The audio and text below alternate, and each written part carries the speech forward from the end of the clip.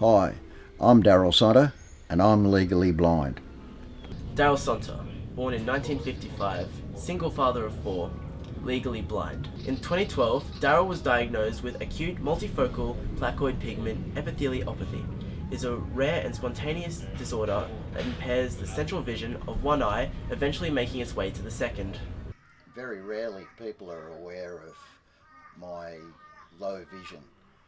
It's something not many people would pick up unless I had an identity stick or perhaps a name badge that describes my low vision.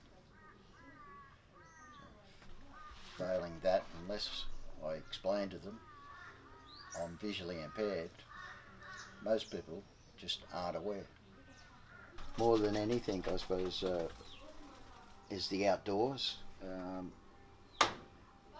Even though I can't see what I used to be able to see, I still have an impression of what was there.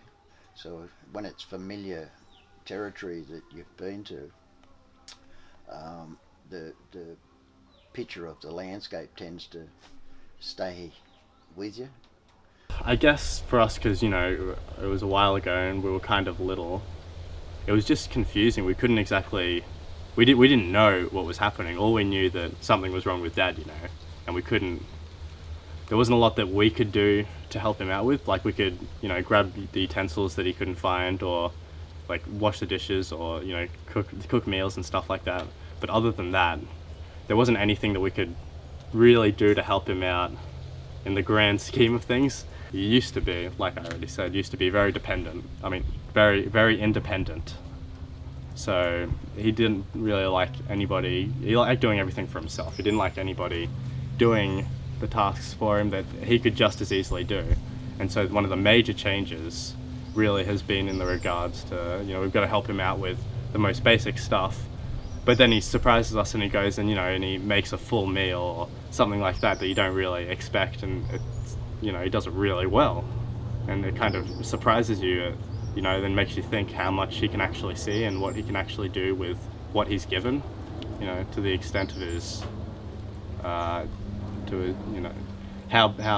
much he can see. It's surprising how much he can do with what he's got. The little kids to have to, rely on themselves, it's always good for them to have somebody there. Anybody else in his situation, I don't think they'd be able to cope with it as well as he has, with what he's done.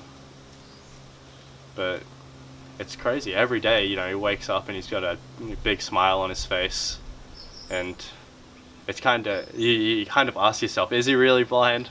But you spend time with him, you definitely know he is, and he's just dealing with it in his own really, really well, really well way. So the advantage to living in this house pre my visual impairment is I'm familiar with the surroundings. So once I had lost my vision, I was able to connect with familiar parts of the house. It's something that touch, feel, listen, the echoes in the room can aid towards understanding what I'm up against. At Dallas, for instance, I can't, other than a shadow of his outline.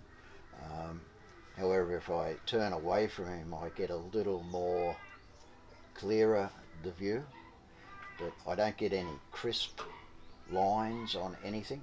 So after scanning several times in front of you, you can start to develop these snapshots in your mind, so that I know that it's a tree and I can see that there's movement when the wind's blowing it and things like that. But to see the leaves on the tree, again, as soon as I try to look directly at it, it just disappears. Well, my advice to those who've just become visually impaired was to take each day at a time. Don't be shy to ask for help, but I suppose just to hang in there and try as best you can with the vision that you've got.